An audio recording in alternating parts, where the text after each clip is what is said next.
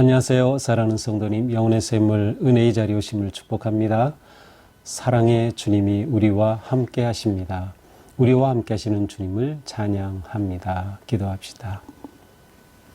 주님, 감사합니다.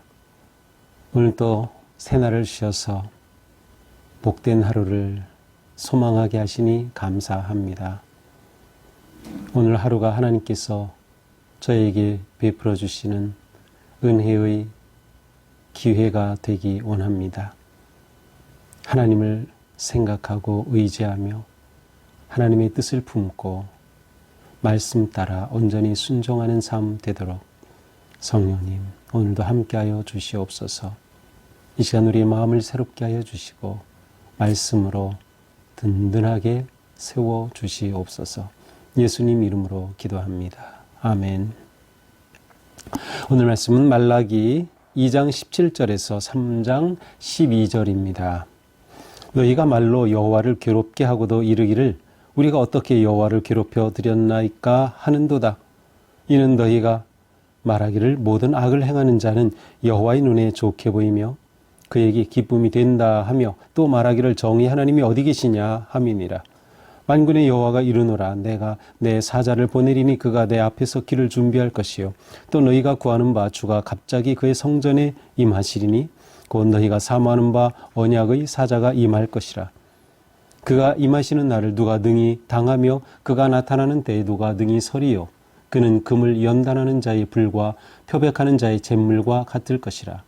그가 은을 연단하여 깨끗하게 하는 자같이 앉아서 레위 자손을 깨끗하게 하되 금, 은같이 그들을 연단하리니 그들이 공의로운 제물을 나 여호와께 바칠 것이라.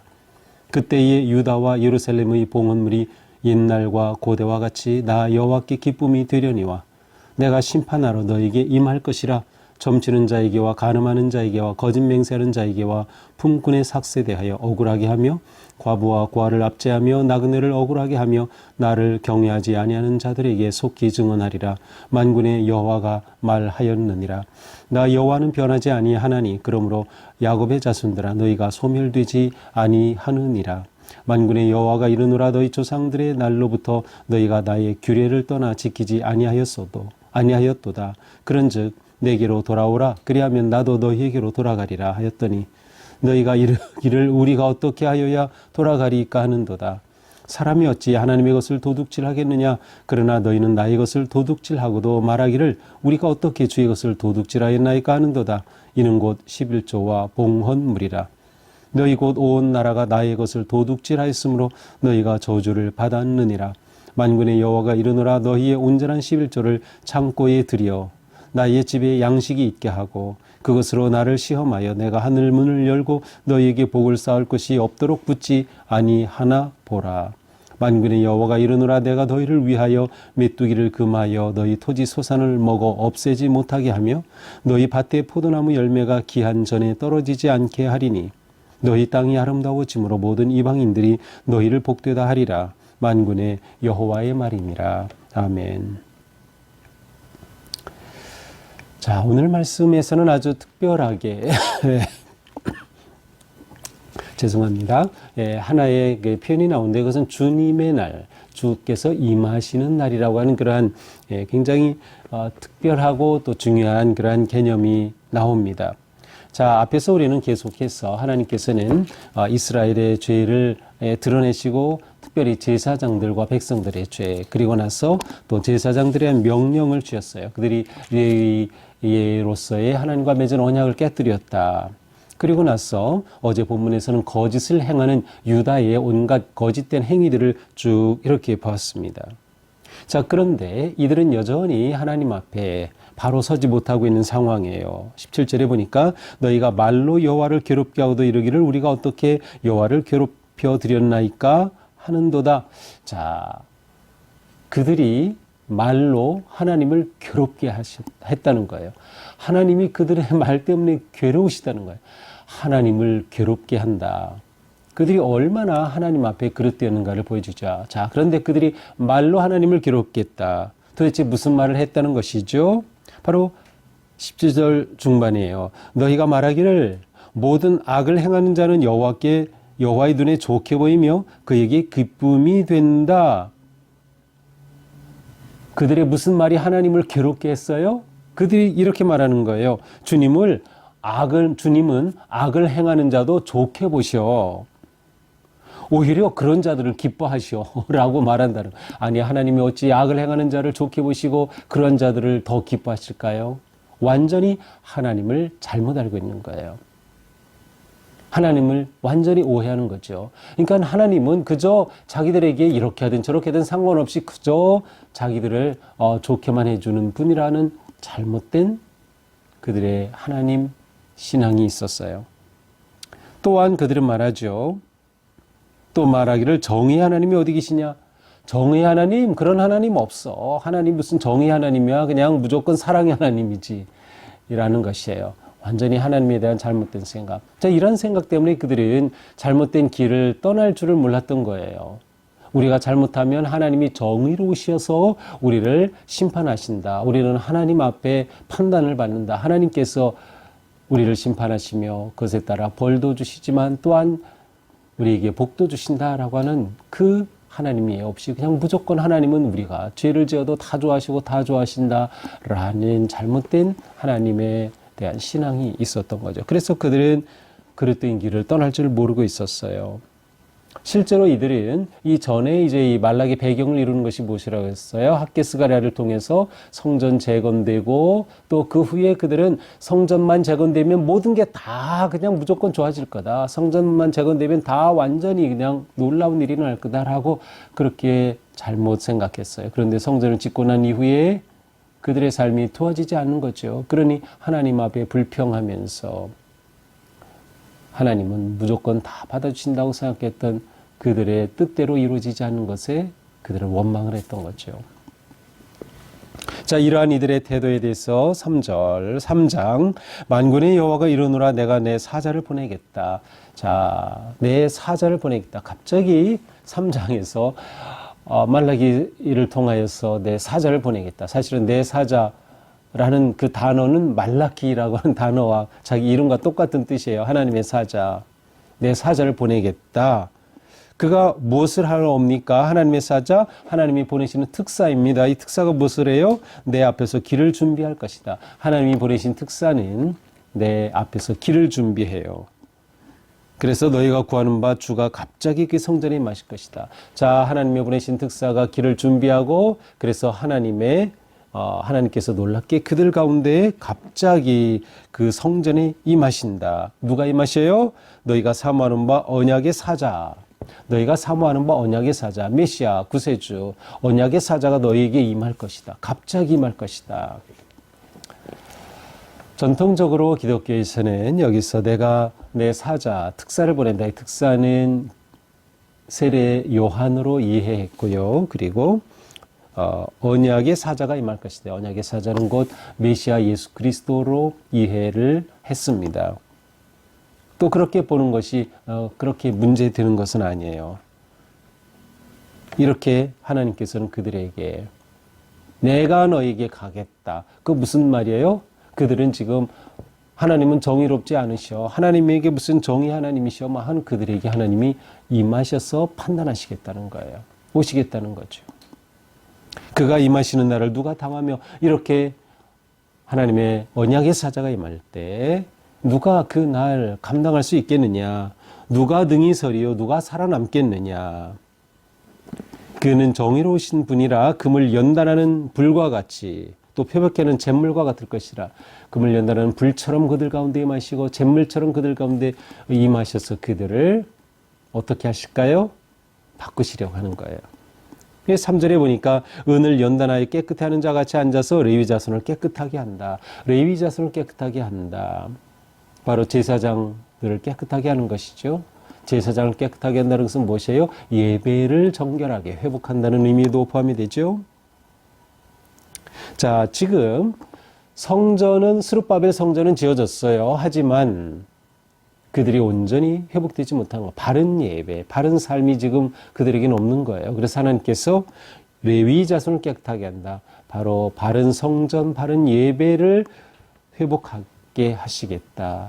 정결케 하시겠다라는 그러한 하나님의 뜻이 담겨 있는 거죠. 그래서 성전과 유다 공동체를 새롭게 하시겠다는 거죠. 그때의 유다와 예루살렘의 봉헌물이 옛날 고대와 같이 나 여호와께 기쁨이 될 것이다. 그때 언약의 사자가 임할 때 하나님께서 갑자기 성전에 임하실 때 어떻게 돼요?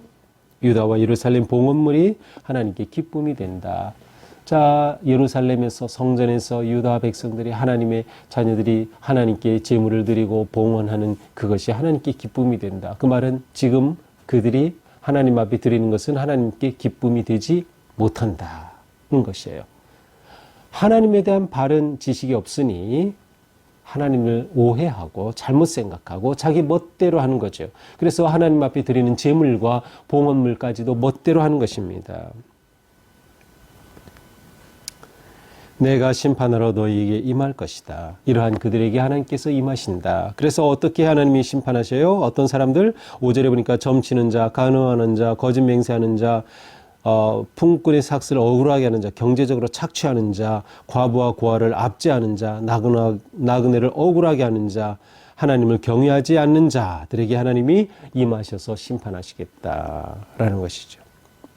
이렇게 하나님이 심판하셔서 바로 잡으시는 거예요. 그렇게 된다면 6절 나 여호와는 변하지 아니하니 그러므로 야곱의 자손들아 너희가 소멸되지 아니하리라.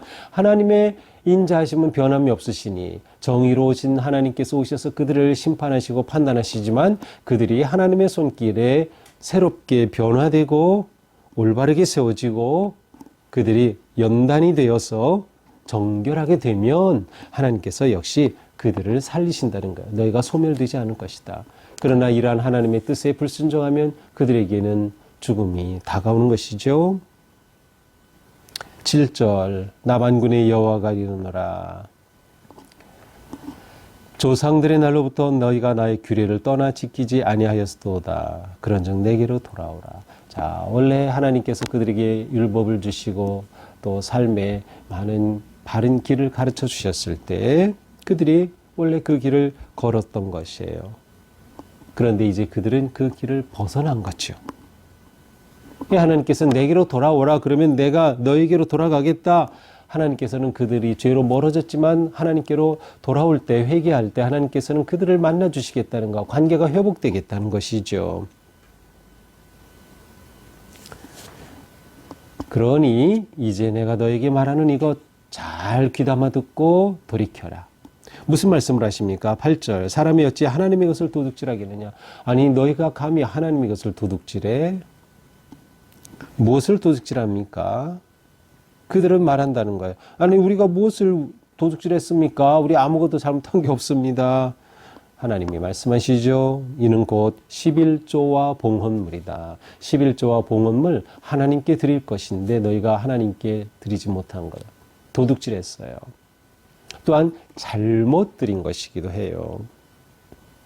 너희 곧 온 나라가 나의 것을 도둑질하였으므로 너희가 저주를 받았다. 너희가 그렇게 하나님의 심판과 저주를 받았던 것은 너희가 하나님의 것을 도둑질했기 때문이야. 그 하나님의 것은 구체적으로 11조와 봉헌물이다. 그러므로 10절 만군의 여호와가 이르노라 너희의 온전한 11조를 창고에 들여 나의 집에 양식이 있게 하고 여기서 나의 집은 성전이죠. 창고는 성전 곳간이에요. 이곳에 양식이 있게 하고 그것으로 나를 시험하여 내가 하늘 문을 열고 너에게 복을 쌓을 것이 없도록 붙지 아니하나 보라. 하나님께서 나를 시험해봐라 라고 하는 특별한 말씀이 여기에 나와요. 자, 너희의 온전한 11조를 창고에 들여. 온전한 것은 바른 또 모든 빠짐이 없는 그러한 뜻이에요. 자, 여기서 우리는 11조에 관한 말씀을 받게 됩니다. 11조는 지금도 굉장히 많은 사람들이 이야기하고 또 논쟁을 하기도 하는 그러한 주제입니다. 자, 일단 11조 하면 어떤 사람들은 11조는 이제 이 시대에는 우리에게 필요 없는 것이다. 그건 구약 시대에나 있던 것이지. 그리고 예수님께서도 11조를 말씀하셨는데 그때의 일이지 이제 교회 시대에는 뭐 이거 11조는 필요 없는 것이다. 하지 않아도 된다. 뭐 이러한 많은 주장들을 합니다. 자, 11조가 그럼 무엇일까? 11조는 원래 신명기에서 하나님께서 이스라엘 백성들에게 주신 하나의 규례였어요. 왜 11조를 하나? 11조의 목적은 두 가지였습니다. 하나는 제사장들을 위해서, 또 하나는 고아와 과부와 나그네를 위해서 11조를 하도록 되어 있었어요. 그러니까 이 제사장 그룹들은 어떤 생산하는 그러한 업에 종사하지 않잖아요. 성전에서 섬기고 모든 것들을 돌보고 레위인들 모든 것들을 돌보고 하는 그러한 것을 하기 때문에 그들의 생업을 위해서 하나님께서는 11조를 제정하시고 그들이 살아갈 수 있도록, 또한 공동체 안에 있는 가난한 자, 과부들, 고아들, 그리고 나그네들을 도와주기 위한, 그래서 11조의 초점은 바로 이것이에요. 하나님의 사람들, 그리고 이 세상에서 소외되는 사람들을 돕기 위한 그러한 하나님의 규례였어요. 자, 이러한 신명기에 나타나는 이러한 목적에 따라서 이스라엘 백성들은 하나님 앞에 또 11조를 드리죠. 또 11조를 통하여서 실제로 성전의 모든 것들이 운영이 되고 또 그렇게 드려졌던 것이에요. 자, 그런데 11조에 있어서 가장 중요한 것은 무엇인가? 11조의 정신이라고 할까요? 그것은 이 모든 것의 주인은 하나님이시라는 거예요. 그러니까 하나님께서 주신 것을 열이라고 본다면 10분의 1을 하나님 앞에 드림으로 모든 열이 하나님의 것이라고 하는 믿음을 대표적으로 고백하는 것이에요.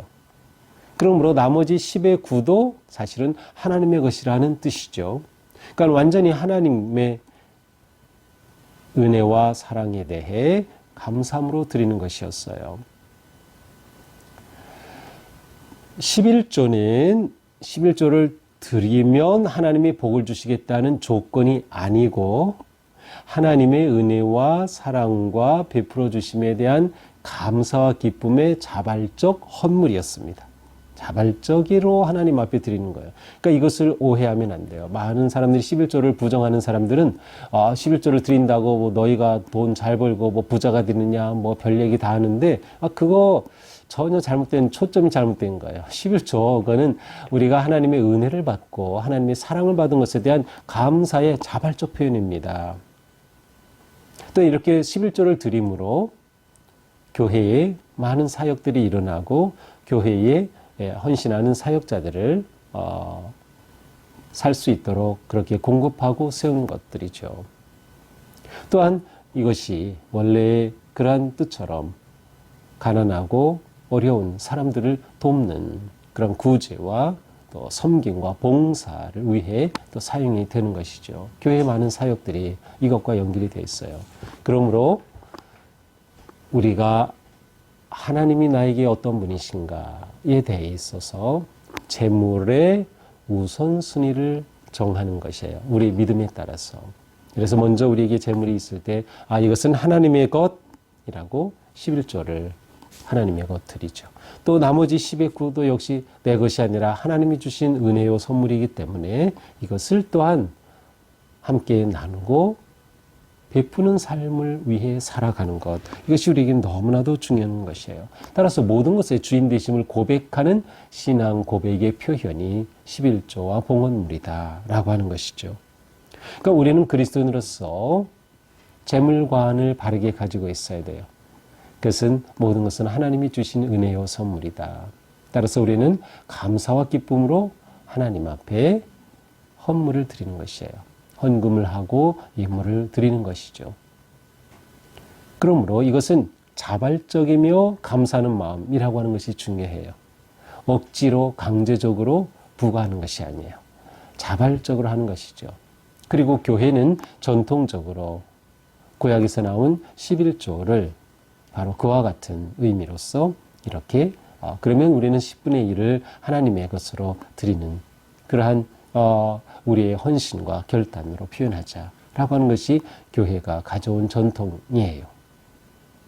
천주교회 같은 경우는 11조를 말하지 않고요. 그들은 교부금이라고 말합니다. 그래서 그들은 교인으로서 마땅히 해야 할, 드려야 할 그러한 헌금을 교부금이라고 이렇게 말해서 그들은 또한 헌금을 하죠. 우리는 11조와 또한 다양한 그러한 감사와 봉헌의 제물로 하나님 앞에 우리의 마음을 드리고 헌신하는 것이죠. 자, 여기서 특별히 중요한 것은 11조와 함께 내게 주신 물질은 다 나만을 위한 것이 아니다 라는 그러한 마음을 가진 것이 중요해요.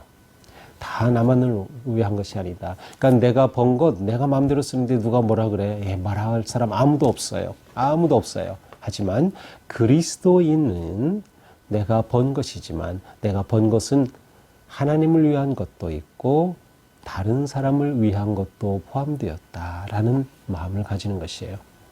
이것을 통해 우리는 나누고 함께 함으로써 이 세상에 굶주린 자가 없고 소외된 자가 없고 모두가 하나님의 은혜와 복을 누리는 그러한 복된 공동체, 교회, 사회를 세워간다라고 하는 이러한 마음이 우리에게는 필요한 것이죠. 사실 저는 11조나 헌금에 관한 이야기를 한다라고 하면 저는 제가 가지고 있는 믿음은 이거예요. 하나님을 사랑하고 하나님의 은혜를 정말 감사하면 하나님 앞에 드리는 것은 전혀 아무런 문제가 되지 않아요. 그것이 나에게 뭐 고민이 되고 갈등이 될 이유가 없어요. 하나님의 은혜에 감사하고 그 사랑이 감사한데 내가 11조를 내냐 마냐 뭐 헌금을 얼마를 하냐 아니하냐 이것이 뭐 그리 중요할까요? 하나님을 사랑하면 하나님께 우리는 얼마든지 감사와 기쁨으로 드림이 정말 우리의 기쁨이 된다. 드림이 기쁨이 된다. 그래서 우리 성도님들 가운데서도 헌금을 하면서 그것이 너무도 기뻐하는 분들이 계셔요. 정말 아름답고 보기 좋고 담고 싶은 모습이죠. 하나님 앞에 드림이 너무나도 기쁜 것이에요. 이것이 우리가 가지고 있어야 될 기본적인 그러한 마음이다.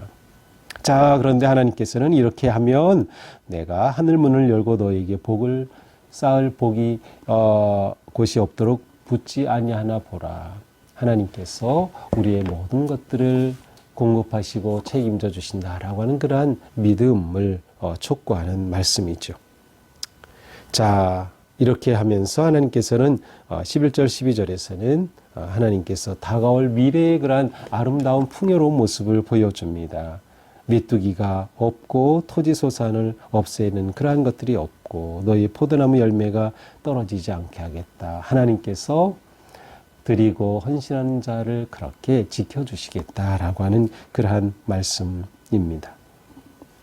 우리는 하나님 앞에 사실은 재물을 드리는 것을 아까워하는 것보다 더 중요한 것은 내 삶을 하나님 앞에 온전히 드리는 것. 이것이 더 중요해요. 이것이 우리의 진정한 예배입니다. 그러니까 사도행전 이후에 11조라는 단어가 나오지 않아요. 그러면 11조를 안 해도 된다. 그러한 뜻이 아니고 사실은 그것보다 더한 것이에요. 하나님께서는 우리의 목숨까지도 원하신다. 왜 나를 위해 십자가에 돌아가신 주님의 그 은혜를 입었다면 우리는 하나님 앞에 무엇이 아까울 게 있을까요? 이것이 우리가 가지고 있는 드림과 재물에 대한 기본적인 믿음입니다. 우리는 이러한 믿음 가지고 살기에 때로는 곤궁하고 어려워도 그것 때문에 절망하거나 두려워하지 않고 더 하나님을 의지합니다. 또한 우리는 믿음의 공동체로서 정말 우리에게 이렇게 너무도 어려운 분들이 있는지 우리는 보살피고 또 이렇게 살펴보면서 우리의 도움이 필요한 사람들에게는 우리가 마음껏 그렇게 돕고 또 구제하고 또 이렇게 헌금하는 그러한 우리가 되는 것이 너무나도 중요합니다. 이것이 하나님의 은혜를 누리며 사는 천국 백성의 모습이기 때문이죠. 자, 오늘 말씀을 보면서 우리는 하나님께로 돌아가자. 하나님께로 돌아가자. 우리는 하나님의 때가 있음을 잊어버리지 말아야 돼요. 그래서 만군의 여호와가 말하죠. 내 특사를 보내겠다. 그리고 언약의 사자가 임하실 것이다. 자, 이것이 이제 대림절에 많이 읽는 구절이에요. 왜냐하면 예수님께서 내가 다시 오겠다라고 하셨기 때문에 주님의 다시 오심을 기다리는 우리들에게 있어서는 하나님의 시간을 따라 살아가는 삶의 모습이 너무나도 중요하다. 또한 이렇게 하나님의 시간을 생각하는 사람은 하나님의 그 때는 정의의 때다라는 믿음이 있습니다. 하나님은 의로우신 분이다. 왜냐하면 그때가 심판의 때도 되기 때문이죠. 따라서 우리는 하나님 앞에 바르게 서는 것이 중요하다. 하나님의 심판 앞에 하나님의 칭찬받는 그러한 우리가 되는 것이 매우 중요하다. 그것의 핵심은 우리의 삶입니다. 우리가 하나님 앞에 어떤 삶을 드리느냐. 하나님 앞에 바른 예배가 회복이 되는 거예요. 근데 예배의 회복은 단지 우리가 모여서 예배하는 그 시간만을 의미하는 것이 아니라 사실은 우리의 삶이 바르게 회복되는 것을 의미해요. 이러한 우리의 모습이 하나님 앞에 산 제물로 드려지는 것이 예배의 시간이기 때문에 바르고 온전한 예배 회복은 정의롭고 바른 삶의 회복과 같은 뜻이기도 합니다. 그러므로 하나님께서 이렇게 책망하셨던 것은 이스라엘 백성들이 삶이 바르지 않았기 때문에 그들이 드리는 11조와 헌물 그거 바른 삶에서 나온 게 아니라 형식적이고 가식적인 그냥 의무적으로 하는 그러한 것 하나님이 원치 않으심을 말씀하신 거예요. 너희의 삶이 먼저 바르게 되어라. 정말 하나님을 사랑하고 정말 가난한 자들을 사랑하는 그러한 마음 가짐, 바로 그것으로부터 진정한 예배 회복이 일어나는 것이죠. 우리의 삶의 우선순위를 바로 잡아야 합니다. 하나님이 내 삶의 우선, 내 모든 것들을 계획하고 나아갈 때 하나님 중심의 삶인가, 또한 재물에 있어서도 하나님 중심의 재물을 내가 관리하고 사용하고 있는가 하는 것들을 생각하면서 우리의 삶이 하나님 받으시기에 합당한 복되고 아름다운 삶이 되기를 축복합니다. 기도합시다. 주님, 오늘 우리에게 귀한 말씀 주셨습니다. 우리의 삶이 하나님 앞에 거룩하고 아름다운 삶이 되기 원합니다. 하나님을 기쁘시게 하는 삶이 되기 원합니다. 하나님을 괴롭게 하던 말이 하나님을 찬양하는 우리의 입술이 되게 하여 주시고 하나님을 괴롭게 하던 우리의 행실이 하나님을 기쁘시게 하는 거룩하고 정의롭고 바른 행실이 되게 하여 주셔서 우리의 예배가 회복이 되고 하나님 앞에 드림이 기쁨이 되는 정말 아름답고 거룩한 우리의 삶으로 인도하여 주시옵소서. 예수님 이름으로 기도합니다. 아멘. 네, 오늘도 주님의 은혜로 우리의 삶이 거룩하고 아름다운 또 정의로운 삶이 되기를 축복합니다. 사랑합니다.